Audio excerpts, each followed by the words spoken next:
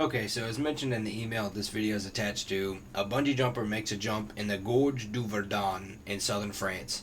The jumping platform is 182 meters above the bottom of the gorge. The jumper weighs 780 newtons. If the jumper falls to within 68 meters of the bottom of the gorge, how much work is done by the bungee cord on the jumper during his descent? Ignore air resistance.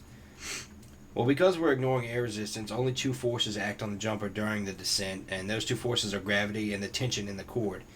And since the jumper has zero kinetic energy at both the highest and lowest points of the jump, the change in kinetic energy for the descent is also going to be zero.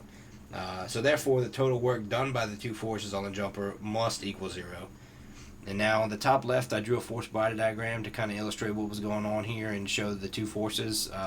The first force is pointing upwards, and that's the tension in the cord, and the second force is going downward, and that is the jumper's mass and gravitational pull.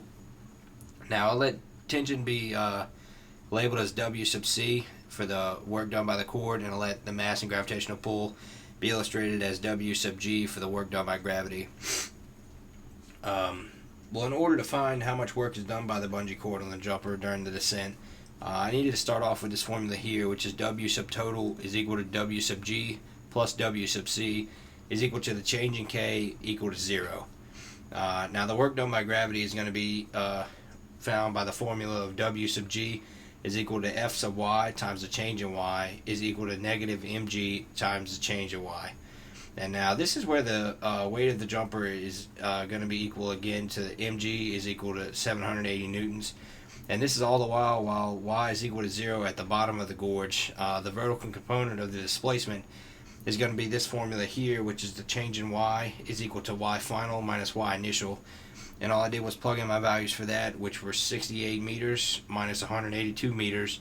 And I got that out to be equal to negative 114 meters. And then the work done by gravity is going to be found using this formula here, which is W sub G is equal to negative 780 newtons times negative 114 meters, and that is equal to positive 89 kilojoules. And then from here, all we do to find the work done by the cord is the formula of W sub G is equal to W total minus WG, and that is equal to 89 kilojoules. So the work done by gravity is positive since the force and displacement are in the same direction, in the same downward direction. If not for the negative work done by the cord, the jumper would have a kinetic energy of 89 kilojoules after falling 114 meters.